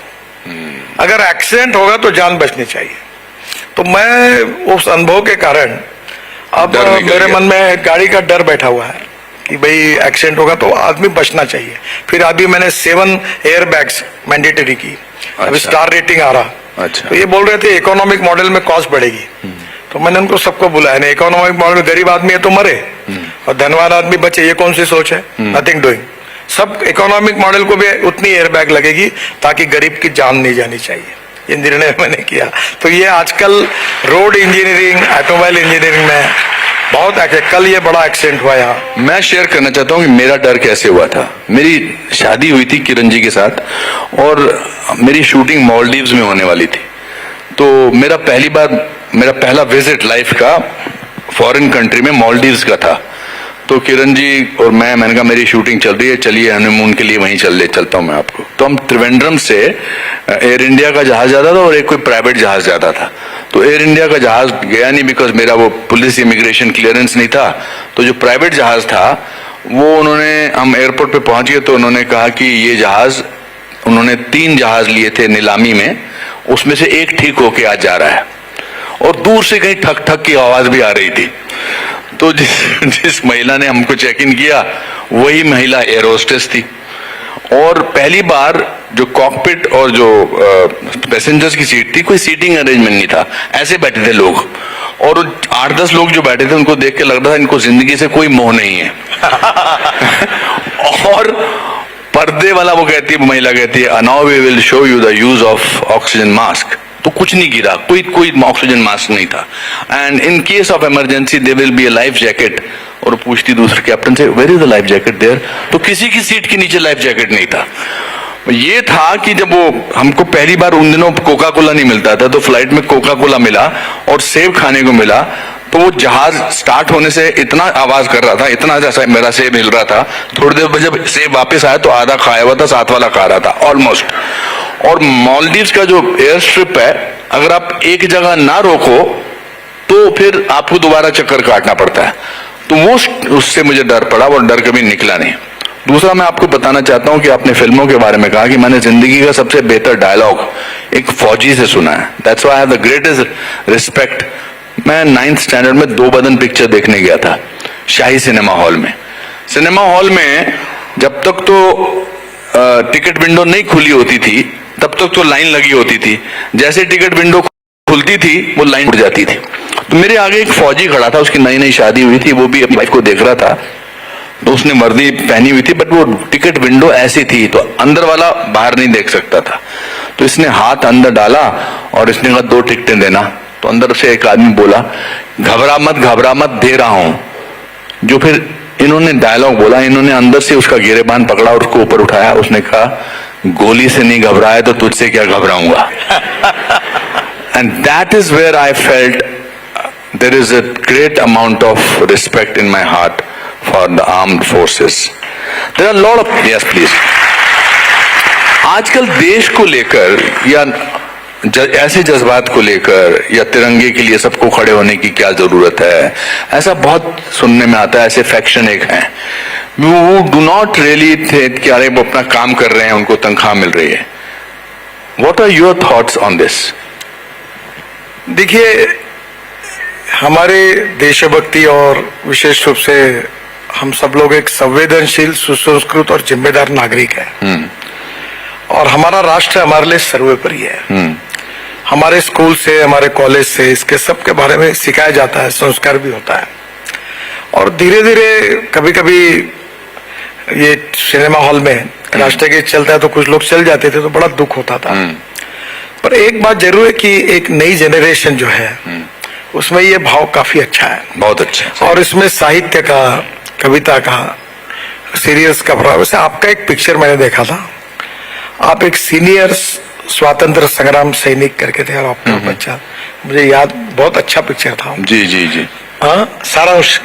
हाँ, तो मेरी पहली फिल्म थी। हाँ, और मैं आपको बताता हूँ, उस फिल्म में, वैसे आपकी बहुत सी फिल्में हैं, तो फिल्मों से भी संदेश जाता है। जी बिल्कुल। और वो संदेश केवल इतना अच्छा जाता है कि बहुत से लोगों के मन पर उसका परिणाम होता है। जी। अभी जैसे मैं बचपन में स्वतंत्रवीर सावरकर का माझी जन्मठे करके किताब मैंने पढ़ा था, और जब मैंने वो किताब पढ़ा तो मैं किताब पढ़ने के बाद मेरे आंखों में आंसू थे। तब मुझे लगा कि कितना त्याग हो सकता है, यानी एक आधा व्यक्ति अपने देश के लिए कितना बलिदान कर सकता है। तो सवाल यह है कि सभी लोग संवेदनशील, राष्ट्रभक्त बनकर इस प्रकार का परिचय दे, अच्छे व्यवहार का। पर अगर कोई नहीं देते होंगे तो ये हमारी भी जिम्मेदारी है, समाज की भी जिम्मेदारी और अच्छे लोगों की जिम्मेदारी है कि हम उनको समझाएं। और धीरे धीरे लोगों में अब नेशनलिज्म, थोड़ा सा स्पिरिट जग रहा है, और अभी ऐसा करने का धाड़स लोगों में नहीं रहा। और कोई गलती से करते हैं तो पूरे समाज में उसकी बहुत भर्त्सना होती है। तो निश्चित रूप से इसमें फिल्मों का, हमारे कुछ सीरियल्स का, छोटा छोटा कहीं ना कहीं तो उसका परिणाम है। और मैं इस बात को अक्सर मानता हूं कि निश्चित रूप से इन प्रयासों से धीरे धीरे हमारी सोसाइटी में, भले हमारी पॉपुलेशन बहुत ज्यादा है जी, पर बहुत यंग जनरेशन जो है वो इसके प्रति काफी सजग और जागरूक है। हम आपके ये बहुत सारे स्टूडेंट्स हैं और आप ये शो बहुत जगह जाएगा, और ये भावी हमारे देश के नेता होंगे, राजनेता होंगे, क्रिकेटर्स होंगे, एक्टर्स होंगे। What is your advice to them? देखिए, आप और मैं उस एरा के हैं जो शायद पोस्ट इंडिपेंडेंस में पैदा हुए, लेकिन फिर भी हमारे जहन में प्री इंडिपेंडेंस लोगों के प्रति बड़े विचार थे। आज की जो जनरेशन है वो बिल्कुल एब्सोल्यूट फ्री इंडिया में पैदा हुए हैं, और साथ में सोशल मीडिया है, ये सब चीजें हैं। तो what is your suggestion that they can keep their individuality? आपने भी अपनी जो इन बातों से बहुत कमाल की चीज निकल कर आई है वह है आपकी अपनी इंडिविजुअलिटी, वो अपनी छाप, अपनी मोहर। How can they benefit from that? देखिए, ये तो बहुत कॉम्पिटेंट है, इनको ट्रेनिंग अच्छा है, शिक्षा अच्छी है, लेक्चरर अच्छे हैं। देखिए, नॉलेज तो इम्पोर्टेंट है, डिग्री मिलाना बहुत आवश्यक है, और वो भी मेरिट में है। तो करियर उससे बनता है, ये तो सवाल ही नहीं उठता, ये आवश्यक है। पर सबसे इंपॉर्टेंट चीज है कि डिग्री कितनी भी अच्छी हो, कितना भी मेरिट में आप पास हो, जितने आपको डिग्री बड़ी मिलनी चाहिए उतने आप बेहतरीन इंसान भी होने चाहिए। और अच्छा इंसान होने का मतलब यही होता है कि समाज के प्रति संवेदनशीलता भी होनी चाहिए, समाज के प्रति जिम्मेदारी भी होनी चाहिए। और जब पब्लिक लाइफ में हमारा चाल चलन व्यवहार और चरित्र जो है वो भी ऐसा होना चाहिए कि निश्चित रूप से समाज के लिए वो अनुकूल हो। मुझे याद है, मैं फॉरेन में जा रहा था तो एक सीनियर कपल चल रहा था, तो कोई तो भी एक चॉकलेट का कागज पड़ा था, तो वो खुद नीचे रुक गए, उनने कागज उठाया और डस्टबिन में डाला। ये बात बहुत छोटी है, पर यह व्यवहार उस देश के उन नागरिकों के व्यवहार को बताता है। अभी हम लोग, मैं ऑस्ट्रिया में था, रास्ता क्रॉस कर रहा था तो दूर से देखा उसने हमको, गाड़ियां रोक दी। यानी कभी कभी, जैसे मैं ट्रांसपोर्ट मंत्री हूं, मुझे बड़ा दुख है कि मैं सब अच्छा काम कर सका पर मैं इसमें नहीं कर सका काम। 5 लाख एक्सीडेंट होते, 1.5 लाख मौतें होती है, और 18 से 34 एज के 60% लड़के लड़कियां मर जाती है। तो इसका कारण यही कि कानून के प्रति सम्मान भी नहीं और डर भी नहीं। पढ़े लिखे भी लड़के ऐसे वो गाड़ियां मोटरसाइकिल ऐसी चलाते हैं फास्ट। मैं वर्ली से इसमें कभी कभी मुंबई जाता हूँ, रात को ऐसी 200 के स्पीड से इतनी जोरदार चलाते हैं, इतना ऐसा लगता है एक्सीडेंट होगा तो क्या होगा। तो कहीं ना कहीं कानून के प्रति सम्मान और डर ये नहीं है। तो ऐसा एक अच्छे सुसंस्कृत नागरिक बनना, हमारे जीवन में अपना करियर, अपने लिए पैसा कमाना, रिसोर्सेस कमाना गुनाह नहीं है, पर इसके साथ साथ समाज का हम एक जिम्मेदार नागरिक बने और उस जिम्मेदार नागरिक का परिचय दें, उससे भी बहुत इंपॉर्टेंट चीज है। मुझे लगता है डिग्री से भी ज्यादा आप कितने अच्छे सुसंस्कृत और संवेदनशील नागरिक हैं, ये उससे भी ज्यादा महत्वपूर्ण है।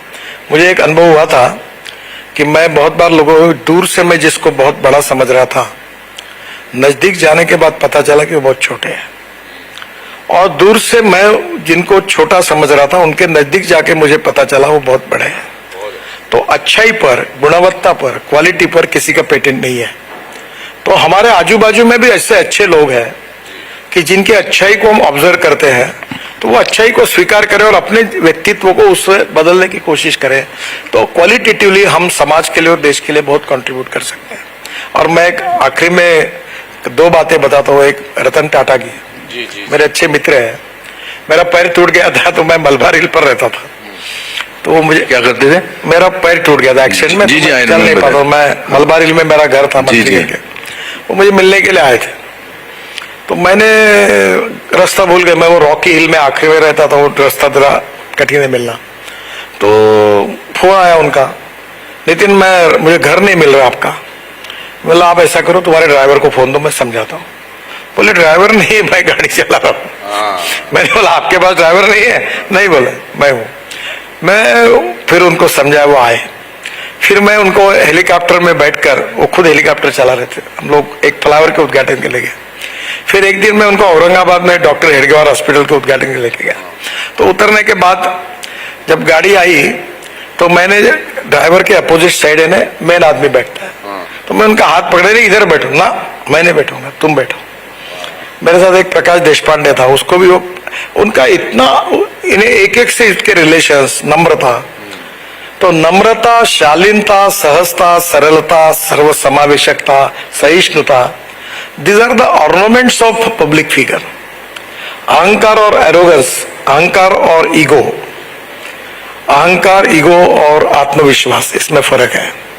पॉजिटिविटी और सेल्फ कॉन्फिडेंस होना बहुत आवश्यक है, पर अहंकार सत्ता, संपत्ति और कभी नॉलेज का भी होता है, उनके बोलने में, उनके व्यवहार में वो प्रतिबिंबित होता है। Respect should not be demanded, it should be commanded. If you deserve for it you will get it. पर आप अपना बड़प्पन क्यों लोगों पे थोपते हो? तो मुझे लगता है कि छोटी छोटी बातें व्यक्ति को बहुत उसके व्यक्तित्व को प्रभावित करती है। तो इसलिए मेरिट में पास होना जितना आवश्यक है, उतना अच्छी लीडरशिप, अच्छा नागरिक समाज में बनना, बिजनेस में भी लीडरशिप चाहिए, पॉलिटिक्स में भी चाहिए, सोशल वर्क में चाहिए। तो ये जो नए यंग टैलेंटेड लोग हैं, ये डिग्री अच्छी लेकर पास होंगे और उसके साथ बाकी भी साथ एक अच्छे इंसान बनेंगे, अच्छा लीडर बनेंगे, तो that will be a more contribution for our society and for the country. Wonderful. मेरा आखिरी सवाल, अगले साल चुनाव होने वाले हैं, हर चुनाव से पहले कुछ लोग साथ आ जाते हैं, ऐसा हमेशा होता है। अब कभी उसको महागठबंधन, गठबंधन बोलते हैं, उनको क्या कहना चाहते हैं? देखिए, जब हम स्ट्रांग बनते हैं तो मरता क्या नहीं करता वाली कहानी होती है। जब एक व्यक्ति स्ट्रांग होता है तो चार दुर्बल लोग इकट्ठा होते हैं। वाह, तो उनका इकट्ठा होना इस बात को सिद्ध करता है कि हम स्ट्रांग हैं। बहुत बहुत धन्यवाद। और दूसरी बात जी, राजनीति में 2+2 4 कभी नहीं होता। अच्छा, आजकल तो इतना हो गया कि पति एक को वोट देती है, पत्नी दूसरे को वोट देती है। आजकल लोगों में पता नहीं चलता क्या है। सही बात। हम जो कुछ काम कर रहे हैं मोदी जी के नेतृत्व में, देश बदल रहा है और पिछले 60-70 साल में जितना काम नहीं हुआ उतना काम ये 10 साल में लोग देख रहे हैं। हिंदुस्तान फास्टेस्ट ग्रोइंग इकोनॉमी है, ग्रोथ रेट बढ़ रहा है, एग्रीकल्चर ग्रोथ रेट बढ़ रहा है और इंफ्रास्ट्रक्चर अच्छा हो रहा है, एक्सपोर्ट बढ़ रहा है, इंपोर्ट कम हो रहा है और वर्ल्ड की इन्वेस्टमेंट आ रही है। और मुझे लगता है कि निश्चित रूप से लोग इसको समझते हैं और इसी प्रक्रिया को गतिशील करने के लिए निश्चित रूप से लोग हमको सपोर्ट करेंगे। हमारे मुझे कभी कभी उसमें एक कोफ्त होती है किसी चीज की कि आजकल ये बड़ा शुरू हुआ है कि हम पहले वादे होते थे जब इलेक्शंस में कि हम ये सड़कें बनवा देंगे, घर बनवा देंगे, अब बहुत ज्यादा मुफ्त में चीजें देने का, उससे लगता है आपको कहीं कहीं कुछ इस तरह का? तो इस देश की राजनीति बिगड़ती है, हाँ, या अच्छे लोग चुनकर नहीं आते, इसके लिए सबसे ज्यादा जिम्मेदार जनता है। अगर इनका चॉइस अगर ठीक है जी, तो मुझे लगता है कौन अच्छा है, कौन ईमानदार है, कौन काम करता है, उस जात पंथ धर्म भाषा इससे ऊपर उठकर अगर जनता अपना वोट देती है तो मुझे लगता है प्रॉब्लम नहीं है। हमारे स्टूडेंट फील्ड में एक बहुत अच्छा ये था जी, इधर गधे उधर गधे सब तरफ गधे ही गधे, हाँ। अच्छे घोड़ों को नहीं है घास और गधे खारे च्यवनप्राश। अब मैं किसी को घोड़ा भी नहीं कह रहा हूँ, किसी को गधा कह रहा हूँ। इससे मुझे लगता बढ़िया है कि जनता अपना च्यवनप्राश किसको खिलाए ये तय करे। जरा अच्छे घोड़े को खिलाएंगे तो मजा आएगी। इससे बेटर पंच लाइन पे ये इंटरव्यू और मेरा कॉन्वर्सेशन आपके साथ खत्म नहीं हो सकता। Personally it was a learning experience for me to speak to you. मैं आपको 1 घंटे तक मिलने का, हालांकि आप कोशिश भी करते तो आप टाइम नहीं दे सकते थे, मगर आपने मेरे साथ और इतने सारे लोगों के साथ 1 घंटा गुजारा और हमारा ज्ञान बढ़ाया। सबसे बड़ी बात जो है आपकी, आप जो है बहुत नेचुरल हैं, बहुत ओरिजिनल हैं। एंड मैं बार बार अपने दादाजी का एग्जांपल देता हूं क्योंकि मैंने 19 साल जिंदगी के उनके साथ काटे। तो उन्होंने कहा जो आदमी कॉन्फिडेंट होता है वो नेचुरल भी होता है, जो आदमी ईमानदार होता है वो नेचुरल भी होता है, और जो आदमी कठिन परिश्रम में, मेहनत में अपना ये रखता है, कॉन्फिडेंस रखता है, वो भी अच्छा इंसान होता है। आप अच्छे इंसान हैं, अच्छे कार्यकर्ता हैं, अच्छा काम करने वाले हैं। आपसे बात करके मैं बहुत धनी महसूस कर रहा हूँ। बहुत बहुत धन्यवाद। पर एक बात मैं कहूंगा कि फिल्म इंडस्ट्री में बहुत कलाकार अभिनय करने वाले हैं, पर उसमें से बहुत कम कलाकार है कि जो किसी भी भूमिका में ऐसा अभिनय करते हैं कि उनका जो चरित्र होता है वो अपने जीवन को, व्यक्तित्व को प्रभावित करता है। उन चुने हुए अभिनेताओं में से एक अनुपम जी है। वो साहित्यिक है, कवि है, और सबसे बड़ी बात है कि वो संवेदनशील नागरिक है। उनकी अपनी सोशल, पॉलिटिकल, यानी पॉलिटिक्स में नहीं है, पर कमिटमेंट है अच्छाई के साथ। और उस बात को क्या लोग कहते ही ये न सोचते हुए अपनी बात को हिम्मत के साथ कहने का धाड़स भी उनके साथ है। वो अच्छे कलाकार भी है और अच्छे इंसान भी है। उनके साथ उन्होंने मेरा इंटरव्यू लिया, मुझे बहुत अच्छा लगा। उनको बहुत बहुत धन्यवाद। Thank you very much. नमस्कार. साहेब, एक 2 मिनिटं थांबाल, आम्हाला 2 ऑडियन्स प्रश्नही घ्यायचे आहे. 2च मिनिटं. बहुत बहुत धन्यवाद आदरणीय नितिन गडकरी जी, आदरणीय अनुपम खेर जी। समय कम है इसलिए हम सिर्फ 2 सवाल लेंगे ऑडियंस में से, तो आप जल्दी और छोटा सवाल पूछिए। प्रणाम सर। एक्चुअली मेरा क्वेश्चन ये था, जैसे कि फ्रीडम ऑफ स्पीच होती है, सबका डेमोक्रेसी है, तो बहुत बार ऐसा होता है कि हम कुछ इन्वायरमेंट में कुछ हमको डेवलप करना है, बट इन्वायरमेंटल एक्टिविस्ट आ जाते हैं, उसे बंद करवा देते हैं, तो वहाँ पर डेवलपमेंट नहीं हो पाती है। जैसे अजनी इंटर मॉडल स्टेशन हो गया, नॉर्थ ईस्ट में कुछ डेवलप करना है, वहाँ पे इशू हो जाते हैं, तो इस चीज़ पर आपका क्या कहना है? देखिए, ये बहुत अच्छा हुआ आपने ये प्रश्न पूछा। मैं भी एक एनजीओ जैसा इकोलॉजी एंड एनवायरनमेंट के प्रति कटिबद्ध हूं। अभी हमने 68,000 पेड़ ट्रांसप्लांट किए हैं। अभी मैंने औरंगाबाद में पैठन के पास 51 पेड़ 100 साल पुराने, एक सयाजी शिंदे करके साउथ में फिल्म एक्टर है, वो ये काम करते हैं, उनके साथ हमने लगाए। द्वारका एक्सप्रेस हाईवे में 12,000 ट्री ट्रांसप्लांट किए और 3 करोड़ 86 लाख ट्री हमने 3 मीटर के लगाए। आपको पता है ये नीरी के बाजू में एक रोड है, वहां पीवीसी पाइप में अपने आप पेड़ पहली बार सक्सेसफुल लगे।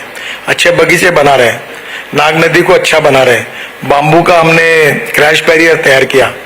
ये अब सब जगह पर हम लोग इकोलॉजी एंड एनवायरनमेंट को प्रोटेक्ट करने के लिए पूरा कष्ट करते हैं। जब अजनी की बात आती है तो उसमें ऑलरेडी ऐसी स्पेसीज थी कि जिनको तोड़ने के बारे में फॉरेस्ट डिपार्टमेंट ने जीआर में उल्लेख किया था, पर उसके बाद भी लोगों ने विरोध किया।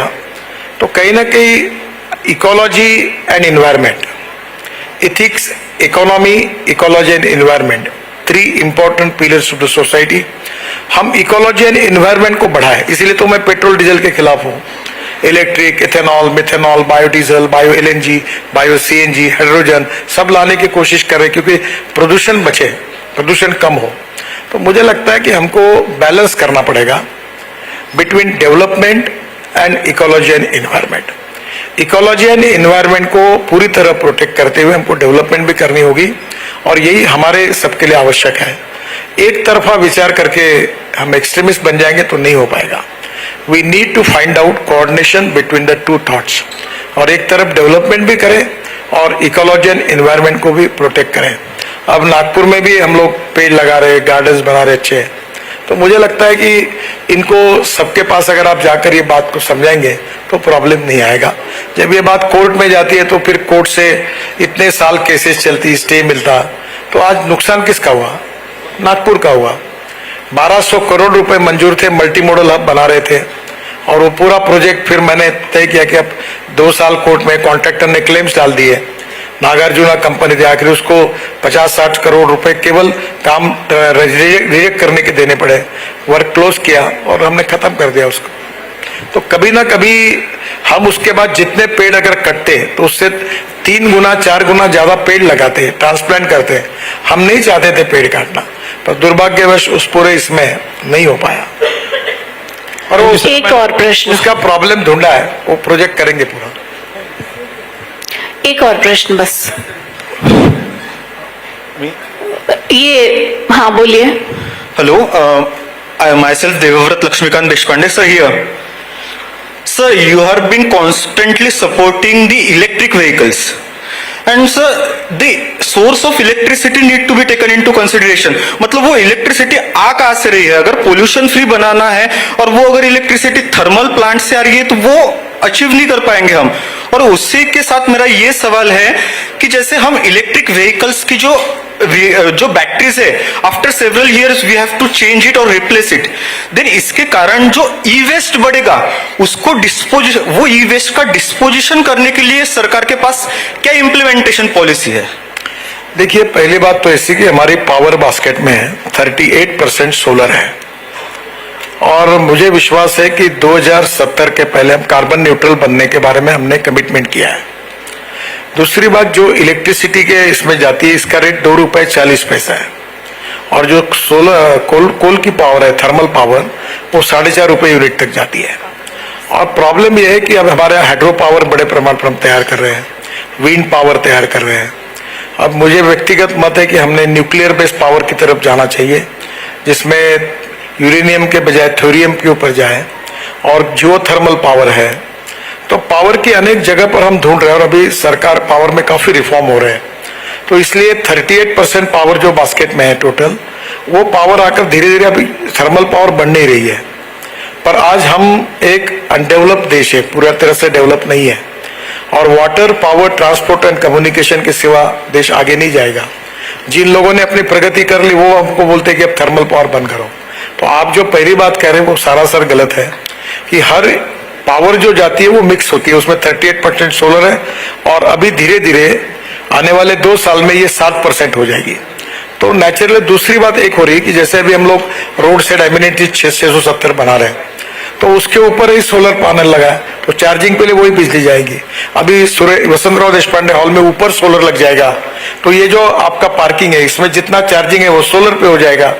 तो ये जो आपके जैसा आर्ग्यूमेंट करने वाली एक है लोग, ये भी एक्सेंट्रिक है। तो इसका मतलब क्या, सोलर पावर अगर नहीं है तो या थर्मल पावर बंद कर दे और इलेक्ट्रिक व्हीकल बंद करें? Can you imagine 16 lakh crore के फॉसिल फ्यूल का इंपोर्ट है, और कितना प्रदूषण हो रहा है डीजल पेट्रोल के कारण, और 16 लाख करोड़ हमारे इकोनॉमी से बाहर जा रहे हैं, वो देश का कितना नुकसान हो रहा है। तो import substitute, cost effective, pollution free और इंडिजिनियस।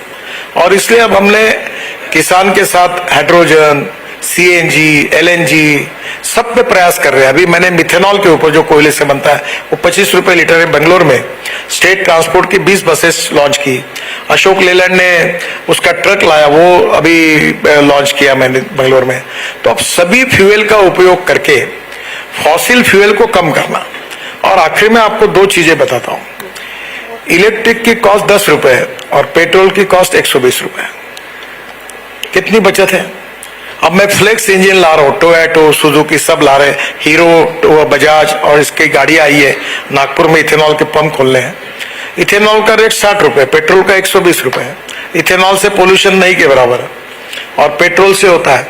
तो ये कैमरी करके गाड़ी है टोयोटो की, अगर वो 100% इथेनॉल पर जब आएगी तो एवरेज के हिसाब से रेट लगाए तो 15 रुपए पर लीटर पड़ेगा, पेट्रोल 120 रुपए। तो ग्राहकों का भी फायदा है, पोल्यूशन भी कम हो रहा है, और एक तरफ अल्टरनेटिव मैकेनिज्म से स्वाभाविक रूप से हमारी इकोनॉमी भी बढ़ रही है। तो ये जो जिस प्रकार के ना कि ये थर्मल पावर से चार्जिंग हो रहा, अब थर्मल पावर बढ़ ही नहीं रहा, थर्मल पावर कम हो रहा। पर कुछ लोग कहते हैं, मैं भी इकोलॉजी इन्वायरमेंट, थर्मल पावर बंद कर दो। क्या होगा पता है? अगर थर्मल पावर बंद की तो यह हॉल में अंधेरा हो जाएगा, कोई कार्यक्रम नहीं हो पाएगा। आज हमारे देश में थर्मल पावर हमको लेना पड़ेगा, पर धीरे धीरे हम लोग सोलर बढ़ा रहे, हाइड्रो बढ़ा रहे, हम लोग ग्रीन पावर बढ़ा रहे हैं, और हमको जरूरत पड़ेगी तो कोई जंगल में बाढ़ के अंदर न्यूक्लियर भी तैयार करना पड़ेगा। यूरेनियम नहीं है तो थोरियम को लाना पड़ेगा। लद्दाख लेह में जियो थर्मल को करना पड़ेगा। पावर आवश्यक है, पर धीरे धीरे हम लोग जो 25 साल हुए वो थर्मल पावर प्लांट को भी डिस्कार्ड कर रहे हैं, पर ये स्टेप वाइज होगा। तो एकदम एक्सेंट्रिक ऐसा व्यू करके नहीं होगा। Thank you. मेरे हिसाब से हमने ये एक वर्ड कॉइन किया, ट्रोल्स, ये अब से नहीं है। ट्रोल तो पहले ऑफिशियली नहीं होते थे, मोहल्ले में कोई ना कोई एक आदमी होता था। हमारे पिताजी अफोर्ड नहीं कर सकते थे, हम ब्लैक एंड व्हाइट टीवी लेकर घूमते थे। जब मल्होत्रा जी के घर पर कलर टीवी आया तो हम सब ने कहा ये रिश्वत लेते हैं इसलिए कलर टीवी लेकर आया। सो आई थिंक मेरे दादाजी ने फिर एक बहुत अच्छी बात कही थी। उन्होंने कहा था कि भीगा हुआ आदमी बारिश से नहीं डरता। सही बात है। जो आदमी भीगा हुआ है वो बारिश से क्या डरेगा। ट्रोल्स पे ध्यान नहीं देना चाहिए, वो रुकावट है, और वो आपकी आपको कॉम्प्लीमेंट देने, बेचारे अटेंशन चाहते हैं आपका। राइट। वो चाहते हैं कि आप हमारी तरफ ध्यान दो, हम आपको गाली दे रहे हैं, हम आपको बड़ा बुला कह रहे हैं। तो I think I feel bad for them. शुरू में कभी कभी तकलीफ होती है, बट ठीक है, वो तकलीफ को भी कवर करना, because you are successful not as a person, not as your profession, but as a person. अब the difference between ordinary and extra ordinary is that little extra. तो एक्स्ट्रा ऑर्डिनरी बनना है तो इन सब चीजों पर ध्यान देना पड़ेगा। इन सब चीजों को आई थिंक सबसे ज्यादा इस कंट्री में अगर कोई ट्रोल होते हैं तो वो हमारे प्राइम मिनिस्टर हैं जी, मगर वो कभी ध्यान देते हैं इस बारे में? सही बात है। तो इसलिए उनको कोई फर्क नहीं पड़ता है। वो है ना कि रिंदे खराब हाल को जाहिद न छेड़ तू, तुझको पराई क्या पड़ी अपनी न बेड़ तू। बिल्कुल। एक और शेर सुनाता हूं मैं आपको। उम्र भर ऐसे लोगों के लिए, उम्र भर अपने ही गिरेबां से उलझने वाले, उम्र भर अपने ही गिरेबां से उलझने वाले, तू मुझे मेरे ही साए से डराता क्या है। क्या बात है।